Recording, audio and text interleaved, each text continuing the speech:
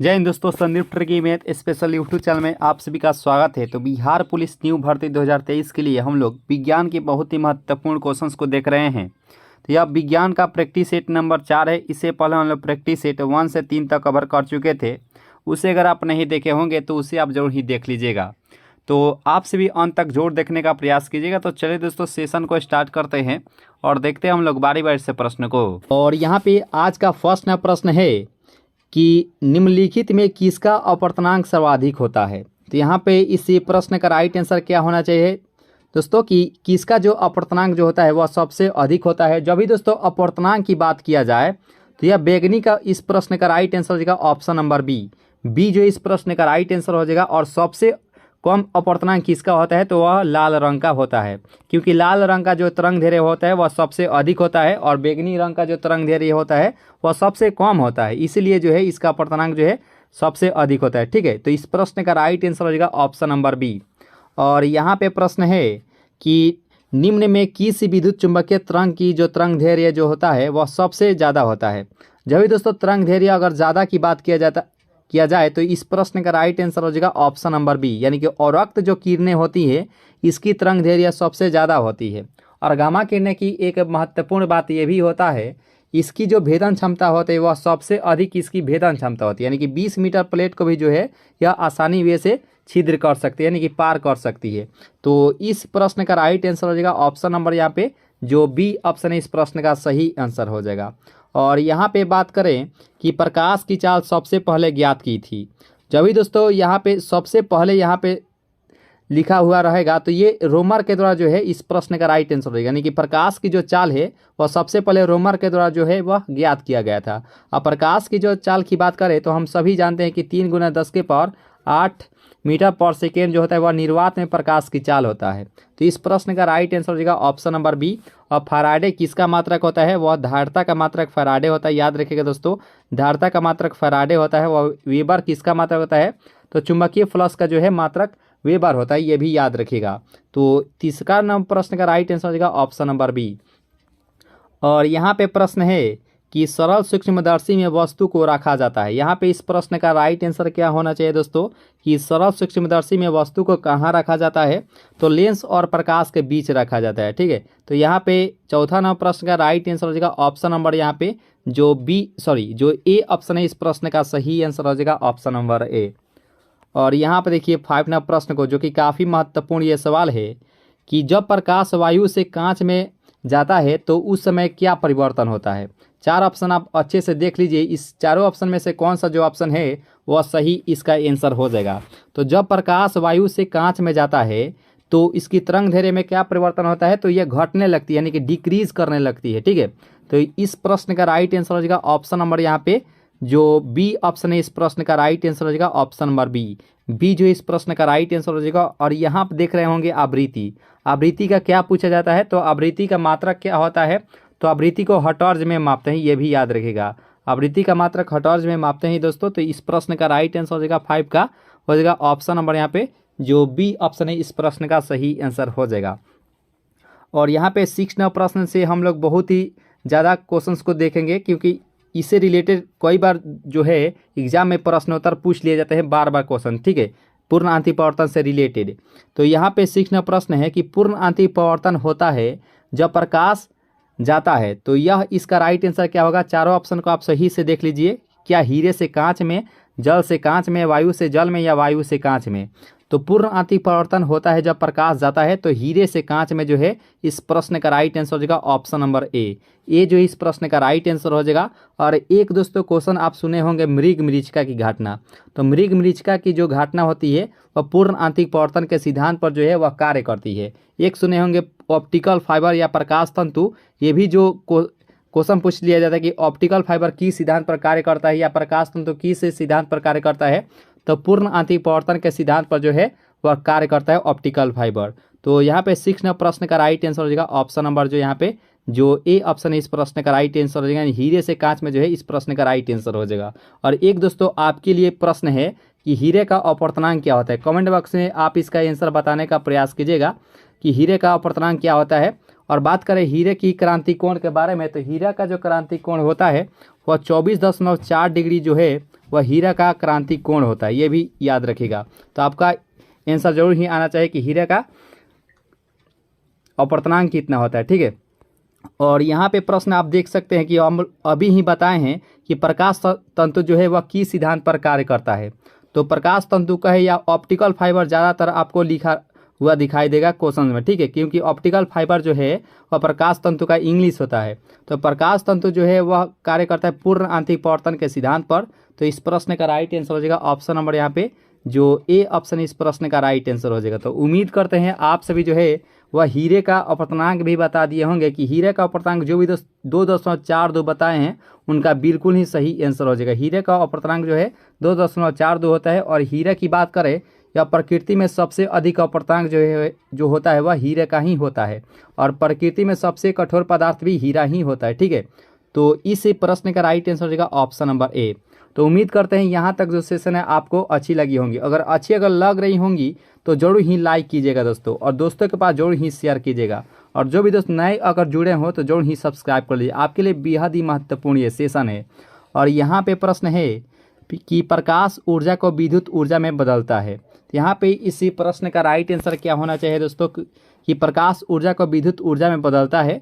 तो इसका जो सही आंसर हो जाएगा 8 का वह हो जाएगा ऑप्शन नंबर सी। सौर सेल जो है इस प्रश्न का राइट आंसर हो जाएगा ऑप्शन नंबर सी जो है इस प्रश्न का सही आंसर हो जाएगा। और यहाँ में 9वां प्रश्न आप देखते ही इसका आंसर बता दिए होंगे कि यांत्रिक ऊर्जा को विद्युत ऊर्जा में बदलता है। तो यहाँ पे इसका राइट आंसर क्या होगा कि यांत्रिक ऊर्जा को विद्युत ऊर्जा में बदलता है। तो ये डायनेमो जो है इसी का राइट आंसर हो जाएगा ऑप्शन नंबर ए जो है इस प्रश्न का सही आंसर हो जाएगा ऑप्शन नंबर ए। और देखिए यहाँ पे प्रश्न को कि सूर्य के केंद्र का ताप कितना होता है। यहाँ पे इस प्रश्न का राइट आंसर क्या होना चाहिए दोस्तों कि 4 ऑप्शन आपको दिया गया है, चारों ऑप्शन में से कौन सा जो ऑप्शन है वह सही आंसर हो जाएगा कि सूर्य के केंद्र का ताप कितना होता है। तो देखिए 1.5 × 10⁻7 के होता है, ठीक है, 10⁻7 के। तो देखेंगे किस ऑप्शन में है, तो ये ऑप्शन नंबर ए में ही दिया गया है जो कि राइट आंसर हो जाएगा ऑप्शन नंबर ए। इसका जो PDF है आपको टेलीग्राम ग्रुप से ज्वाइन होते हैं तो इसका PDF डाउनलोड करके आप जो है कभी भी प्रैक्टिस कर सकते हैं, क्योंकि प्रैक्टिस मेक्स परफेक्ट। तो आप जो है हमेशा प्रैक्टिस करते रहिएगा दोस्तों, ठीक है। तो आप PDF जरूर ही डाउनलोड करके प्रैक्टिस कर सकते हैं। डिस्क्रिप्शन बॉक्स में टेलीग्राम ग्रुप का जो है वह लिंक दिया रहेगा, ठीक है। और यहाँ पे प्रश्न है कि सूर्य के केंद्र का दाब कितना होता है। यहाँ पे दाब का बात किया गया है। तो दाब की बात करें तो दाब का जो मात्रक हो जाएगा वह पास्कल होता है, ठीक है। आपको सभी को मालूम होगा कि दाब का मात्रक पास्कल होता है। और यहाँ पे सूर्य के केंद्र का दाब कितना होता है, तो इसका राइट आंसर भी अब तक आप दे दिए होंगे कि इसका राइट आंसर क्या होगा। तो ये 2 × 10⁻16 न्यूटन प्रति वर्ग मीटर होता है, जो कि ऑप्शन नंबर सी में ही दिया गया है, जो कि राइट आंसर हो जाएगा। और बल का मात्रक न्यूटन होता है, ये भी याद रखिएगा, ठीक है। तो इस प्रश्न का राइट आंसर हो जाएगा option number C is the right answer for this question. और यहाँ पे प्रश्न आप देख रहे होंगे स्क्रीन पर, जो कि काफ़ी ये महत्वपूर्ण ये सवाल है कि परमाणु रिएक्टर आधारित होता है। जब भी दोस्तों देखिए परमाणु रिएक्टर का है या परमाणु बम का है, ये दोनों जो होता है ये नाभिकीय विखंडन पर ही आधारित होता है, जो कि राइट आंसर हो जाएगा ऑप्शन नंबर बी जो है इस प्रश्न का राइट आंसर हो जाएगा। और एक दोस्तों क्वेश्चन पूछ लिया जाता है कि सूर्य की जो किरण होता है यानी कि सूर्य के जो प्रकाश होता है या हाइड्रोजन बम होता है, हाइड्रोजन बम का है या सूर्य के प्रकाश का है, ये दोनों जो है वह नाभिकीय संलयन के सिद्धांत पर जो है वह आधारित रहता है, यानी कि नाभिकीय संलयन इस पर कार्य करता है। तो इस प्रश्न का जो राइट आंसर हो जाएगा वह ऑप्शन नंबर बी के साथ जाएंगे, जो कि बिल्कुल ही सही आंसर हो जाएगा option number B is the right answer for this question. तो चलिए दोस्तों नेक्स्ट प्रश्न को कवर करते हैं। तो यहाँ पे 13वां प्रश्न भी आप देख सकते हैं। ये प्रश्नोत्तर के बारे में हम डिस्कस किए थे कि परमाणु बम आधारित रहता है, तो ये जाहिर सी बात है नाभिकीय विखंडन पर आधारित रहता है, लेकिन कौन सा, तो ये अनियंत्रित होता है, ठीक है। तो अनियंत्रित ये ऑप्शन नंबर सी में दिया गया है, जो कि राइट आंसर हो जाएगा ऑप्शन नंबर सी जो है इस प्रश्न का राइट आंसर हो जाएगा। नाभिकीय संलयन के बारे में हम लोग भी डिस्कस किए थे कि हाइड्रोजन बम या सूर्य के प्रकाश, तो इस प्रश्न का राइट आंसर हो जाएगा ऑप्शन नंबर सी। तो उम्मीद करते हैं यहाँ तक जो सेशन है आप सभी बहुत ही अच्छे से कवर किए होंगे। तो लाइक जरूर ही कीजिएगा दोस्तों अगर वीडियो अगर अच्छी लग रही हो तो। और यहाँ पे देखिए यहाँ प्रश्न भी पूछ लिया गया है कि हाइड्रोजन बम आधारित रहता है, तो हम लोग आंख मूंद कर भी हम लोग बता देंगे कि नाभिकीय संलयन पर आधारित रहता है, जो कि बिल्कुल ही सही आंसर हो जाएगा ऑप्शन नंबर बी जो इस प्रश्न का राइट आंसर हो जाएगा। B is the right answer for this question दोस्तों।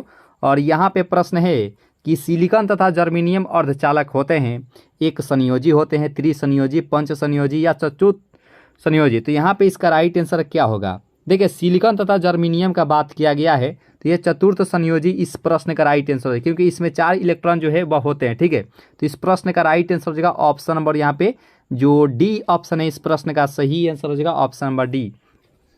और यहाँ पे प्रश्न है कि पॉजिट्रॉन की खोज किसने किया? तो यहाँ पे पॉजिट्रॉन का बात किया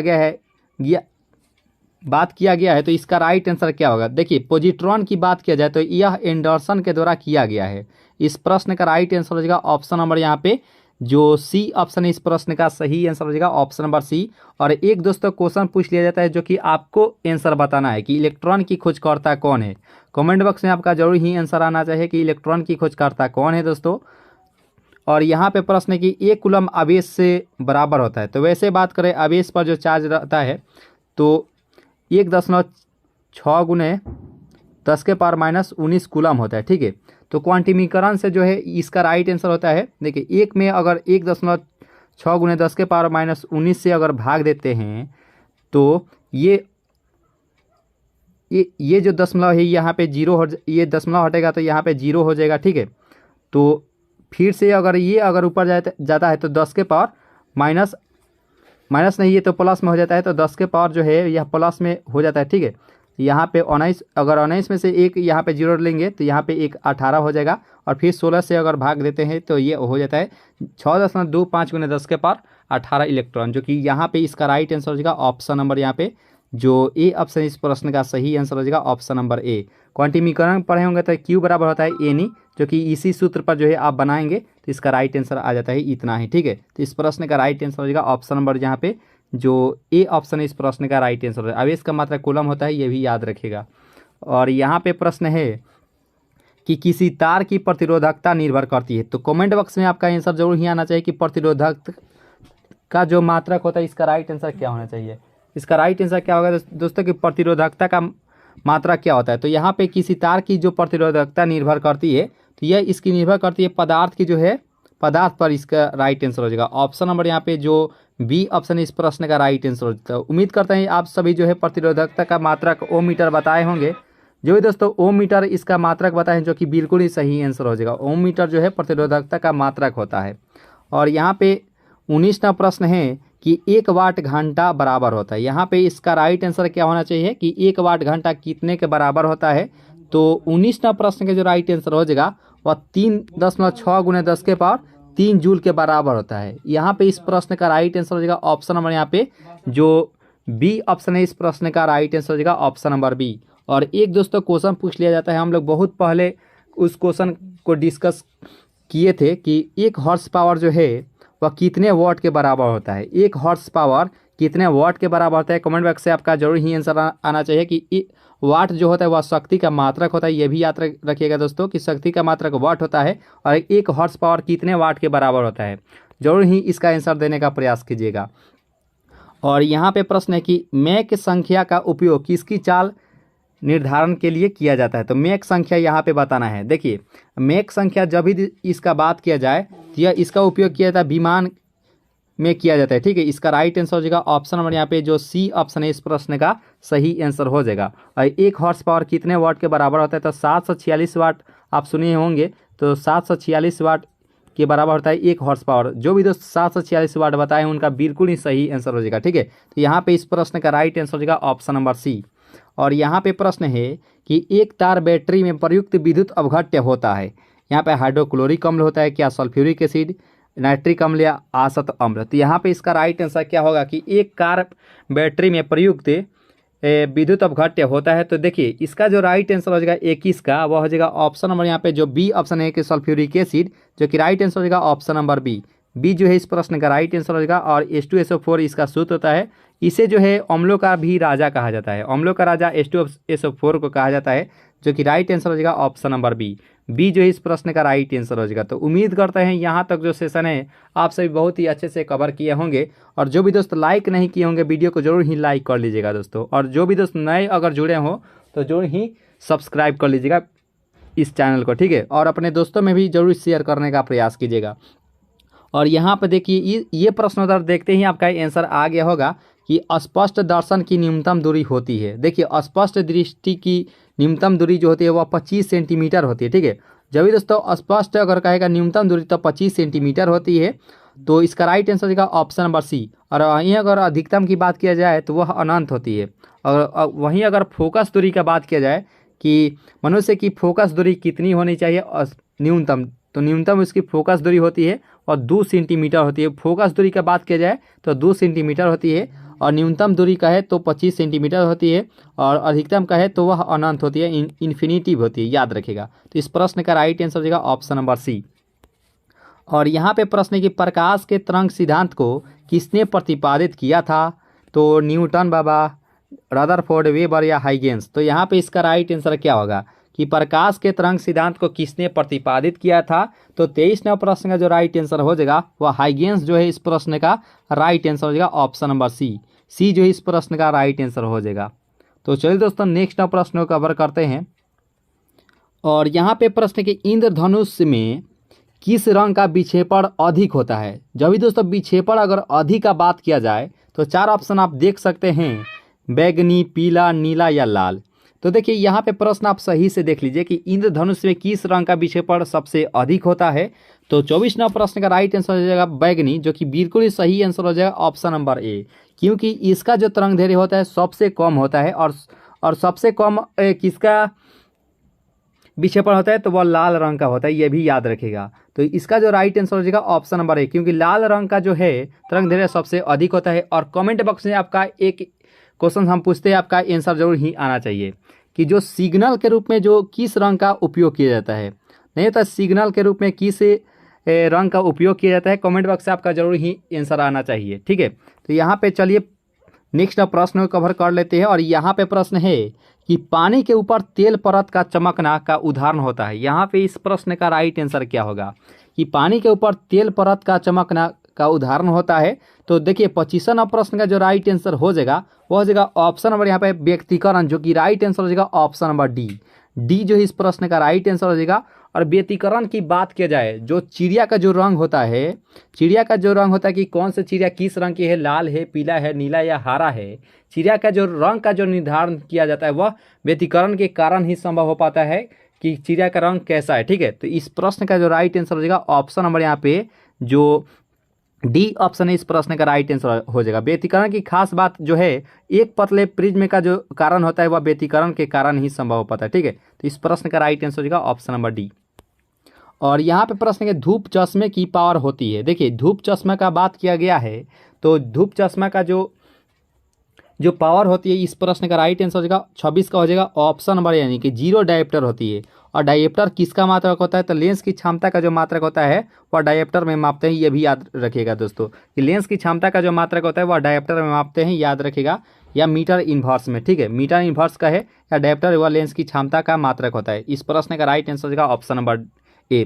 तो उम्मीद करता है यहाँ तक जो सेशन है आप सभी बहुत ही अच्छे से कवर किए होंगे। आगे भी दोस्तों बहुत ही महत्वपूर्ण ये सेशन है, क्योंकि आपके लिए बेहद ही महत्वपूर्ण सेशन लेकर आए हैं, क्योंकि हम लोग विज्ञान का निचोड़ देख ही रहे हैं। तो एक एक करके हम लोग सभी क्वेश्चंस को कवर करेंगे और आपसे जो है एक भी प्रश्न उत्तर एग्जाम में नहीं छूटेगा, और विज्ञान सेक्शन से कहते हैं।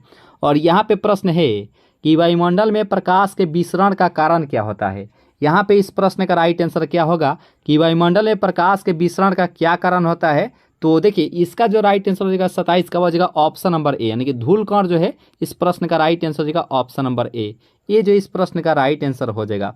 चलिए दोस्तों नेक्स्ट प्रश्न को कवर करते हैं। ये प्रश्नोत्तर शायद हम लोग देखे थे कि प्रकाश तंतु किस सिद्धांत पर कार्य करता है, तो यह पूर्ण आंतरिक परिवर्तन होता है। इसका राइट आंसर हो जाएगा ऑप्शन नंबर ए। और प्रकाश की गति किसके बीच से जाते हुए न्यूनतम होती है। यहाँ पे इस प्रश्न का राइट आंसर क्या होगा कि प्रकाश की गति किसके बीच से जाते हुए कम होती है। तो इसका जो राइट आंसर हो जाएगा, तो 29 नंबर प्रश्न का राइट आंसर हो जाएगा ऑप्शन नंबर जो ए ऑप्शन है इस प्रश्न का कांच, जो कि राइट आंसर हो जाएगा option number A. A is the right answer for this question. इसका जो पीडीएफ है टेलीग्राम ग्रुप से ज्वाइन होते हैं, इसका पीडीएफ आप डाउनलोड कर सकते हैं और डाउनलोड करके आप कभी भी प्रैक्टिस कर सकते हैं दोस्तों। और यहाँ पे प्रश्न है कि सूर्य की ऊष्मा पृथ्वी पर कैसे पहुंचती है, चालन द्वारा, विकिरण द्वारा, परावर्तन द्वारा, संवहन द्वारा। तो यहाँ पे इसका राइट आंसर क्या होगा दोस्तों कि सूर्य की ऊष्मा जो है पृथ्वी पर कैसे पहुंचती है। तो इसका जो राइट आंसर हो जाएगा वो बी किरण के द्वारा पहुंचती है। ठीक है, इसका जो राइट आंसर हो जाएगा ऑप्शन नंबर जो यहाँ पे जो बी ऑप्शन है इस प्रश्न का सही आंसर हो जाएगा ऑप्शन नंबर बी।